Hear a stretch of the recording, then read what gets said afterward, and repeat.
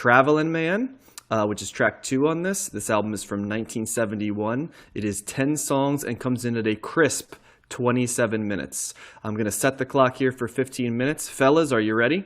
Mm-hmm. Ready. All right. Let's go ahead and have Matt start us off. The clock is on. Initial thoughts on Dolly Parton, Coat of Many Colors. I didn't know any songs on this record going into it, but by the end of it, I think I pretty much loved every song. This is old school country. It's very easy to listen. And, I've obviously known of Dolly Parton for many years, as far as back as I can remember. I've heard her songs here and there. I was disappointed that Jolene wasn't on here. I love that Dolly Parton song. But it didn't need to be on here because everything on here was great. This is old school country, but it's got gospel stuff in it as well. Like a lot of the background singers were kind of in a very gospel kind of pattern that they were singing. There was like organs in the background, so it's almost like you could hear at certain times throughout this album, you could visualize a preacher getting up and testifying in front of the congregation. But it's just really solid music. I suppose if you're someone that's not really into country at all, then you're not going to like it. But this to me is a timeless type of music that even though this old school country isn't my first and foremost, musical genre that I go to. There's many elements here that I love in other artists, alt country in particular, Americana music. But this is it's great stuff. As the non-lyrics guy on here, it's hard not to listen into the lyrics in this record. And I was laughing, like you picked "Traveling Man," John. At the end of that song, I was laughing out loud. That was hysterical. Like the guy, with her, she's hiding away, he's sneaking off with this other guy, and then eventually her mom steals the guy away from her, and she's like, "Mama, I never knowed you." Something. Yep. Just the way that she kind of has that old town country, vocals is just great. But a lot of slide steel, pedal steel guitar on this. And like the way that it ends, A Better Place to Live, very apropos to today. Dolly Parton is always someone that, even regardless of her music, she always just seems, whenever you hear her interviewed, she just seems like an awesome person, like just very caring and, very positive, wants everybody to get along. And, I do know that she does a lot of work with she's got like the Imagination Library or something like that. So she's got like a foundation that works on getting, books to underprivileged kids, like one book a month for their first 6 years, for kids that are like really impoverished and stuff like that. So she's just a great person, and this is just great music. Dolly Parton's one of those timeless artists that you can't not love or can't not really appreciate. So big thumbs up here. Good stuff. Very easy listen for me. Gotcha. Josh, what are your thoughts?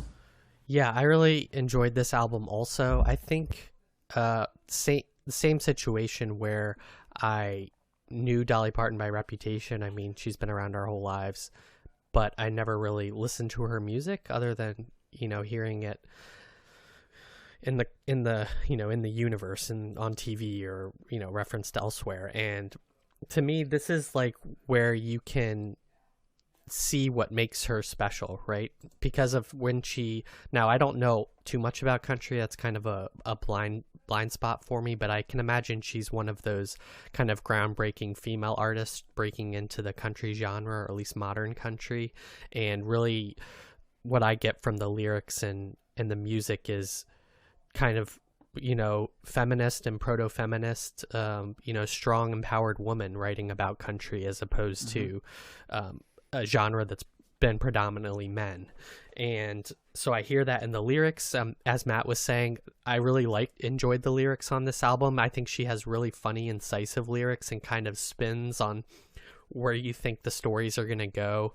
They go in different places, or she has kind of a clever way to sing about them. The other thing that I think makes her special is her voice.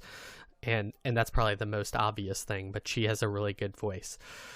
I don't think the music is kind of breaking any ground, but her perspective and her voice kind of carry that album. I think the music is kind of standard country to me. I didn't really hear anything, avant-garde or that's not what she's trying to accomplish, is No. what I'm trying to say. She's Three chords and the truth, Josh. That's Yeah, country, good old she's- country music right there. right, and she's writing about the truth from her perspective, which I think is refreshing to hear.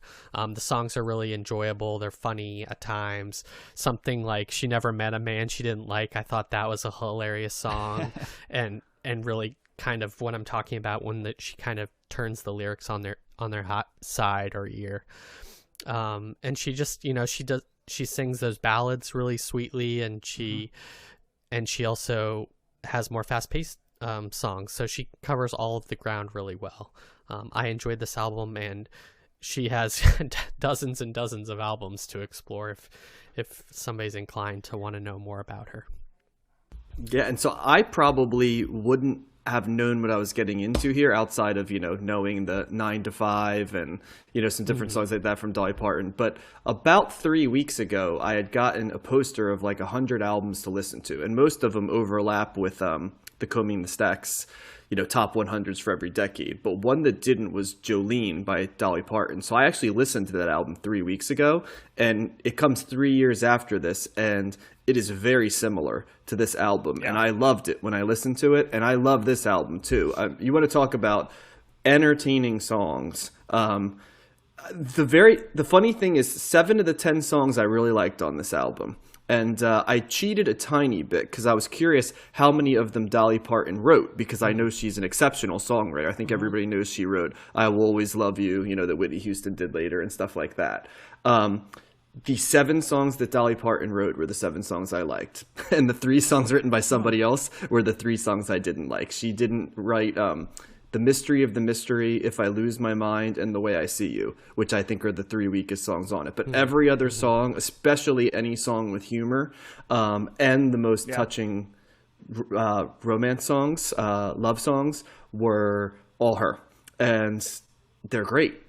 "Coat of Many Colors" is about as good a song as you can write about being poor without it being melodramatic.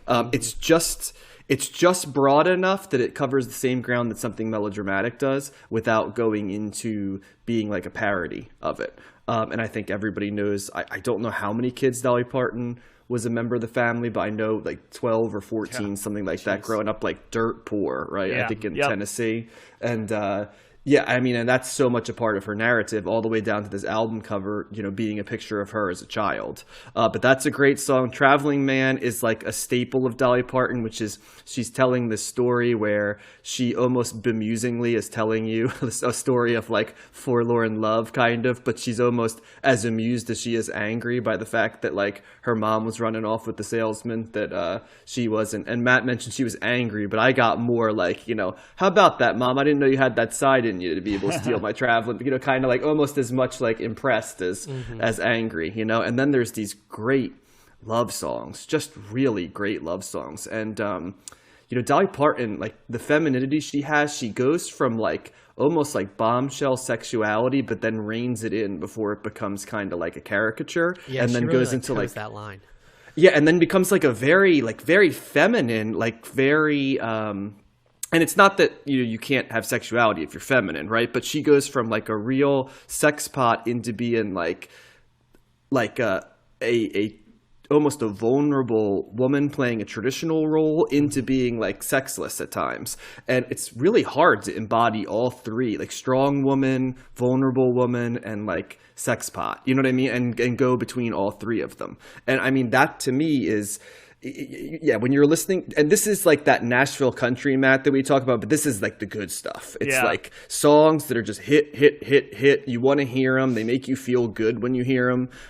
You could play this stuff 100 years from now, and it would still be there, and you probably could have played it like 80 years before this, in some semblance of this. It was still being played at like sort of like a the equivalent of a honky tonk in like 1900, in different, like I always think of like a mining town or something like that. You have somebody come in, and she's just an incredible songwriter, and and manages to sort of do the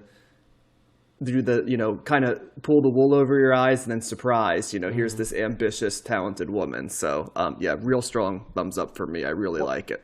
Yeah, and she's so genuine, right? And so whether it's within her music or whether it's in an interview, I mean, and she's very confident. And so when you're looking at differences between, kind of, when you talk about Nashville country or pop country, right? A lot, to me, like a lot of artists that I saw growing up as a kid, particularly like in the 80s, like the Alan Jacksons and Garth Brooks and stuff like that. It just seemed everybody's got the big hat and the boots and the truck, and the lyrics are all drinking beer and like having fun. Like country music to me in that regard is always kind of it's just like this caricature, but Dolly Parton does it in a way. I mean, it's at times she's singing about stuff like that, but there's just such an honesty with her, and she's just really embodying who she is, like herself, right? And she's not apologizing for it, and she's not putting on any false narrative or false identity. It's all genuinely her, and it's like, and my guess is the 40 plus other albums that she has are all going to sound pretty similar to what you got here. At least in terms of the of the music, but I would say that the lyrics probably too. I don't know how you would be able to differentiate really a lot of her albums, because I can't imagine that they're deviating. Josh is like, yeah, they're not doing any avant-garde. Yeah, this is just straight up old school country music, and that's what she's done, and that's what she's only done. The production changes. The production changes later. It gets more glossy. Right. So that's one thing you'll notice in like her 80s work, which I know a little bit of. It's just makes sense. It's the difference between when you listen to like 90s country and like 70s country, right? Like if you listen to like Conway Twitty and then you listen to George Strait, I can't claim to be an expert on either, but one's a lot more glossy than the other, even though they're kind of playing to the same crowd. The other thing I kind of want to say about this is, did you guys recognize Here I Am? Because I recognize it. It got covered by Sia in 2018. Have you heard that version of it? No. As I was listening to it, I was like, oh, that's the song that Sia covered in 2018. I was able to pull that out. So that's a version to listen to if you want to hear an interesting one.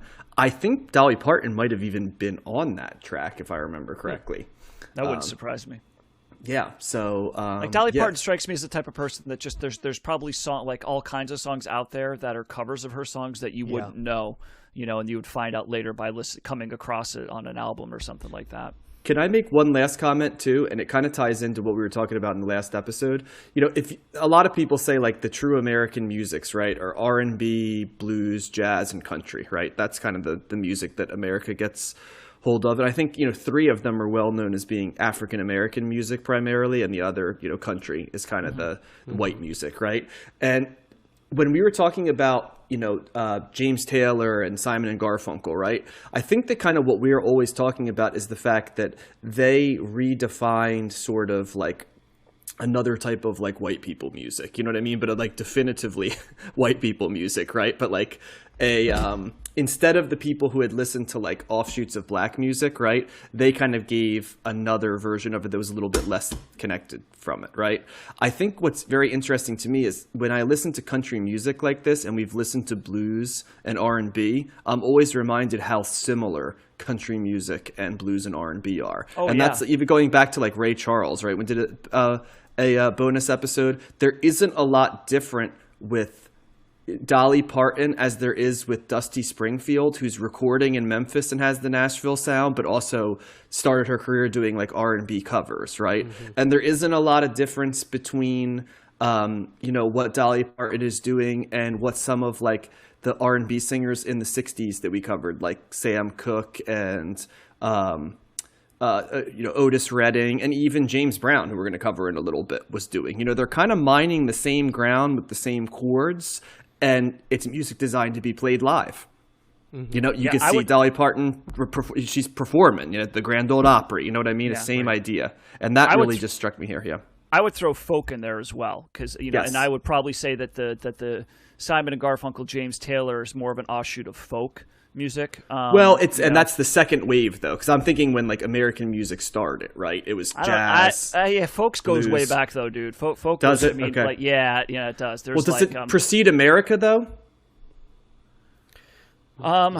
I don't know if it precedes America. American I mean, music. does jazz precede America? Well, right, and then in fairness, I said American, but yeah, Native American music is if we want to go with a true. I'm talking though more in the USA, America. Okay, like I mean, I think music all of those country. genres are offshoots. Came out after, after America was founded. Nobody was doing folk or jazz music in the 17. I mean, that was still all classical music. And I would say that folk is kind of because actually I'm thinking Early Morning Breeze, the 7th track on this record, actually to me sounded more like a folk. It was the least sounding country song on the record. It sounded more of a folk. There was like a guitar picking kind of thing that was going on there. It didn't have like a pedal steel or a fiddle or anything like that makes you go, oh, country.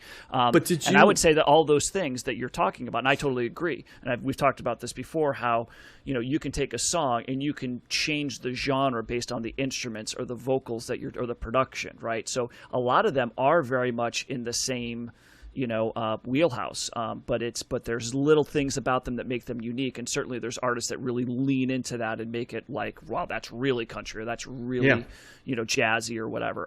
But a lot of it, you're right, John, it's all at the core. They are very similar. Well, and her songs are very similar to the blues standards that Robert Johnson was singing too. When you think about it, it's sort of that tongue-in-cheek, at times, sexual, and you don't know how serious it is or how farcical it is. It's a love lost, love there, writing about the surroundings, like hard times, good times within the hard times, even like a sort of like a magical element at times that are in. So that really just struck me a little bit, and it was sort of a nice trip. And we're going to cover Loretta Lynn, who's going to do a version of this as well, albeit coming from a little bit of a different angle. So I'll be interested to talk about that. Yeah. Well, So this was any final 257 in Rolling Stone, and it was 760 in the 1970s. So we weren't even close to. And on Best Ever Albums, it's her highest rated album. So we didn't even come close to covering Dolly Parton in the regular podcast. Well, I'm glad we did here because I think it's great. Yeah,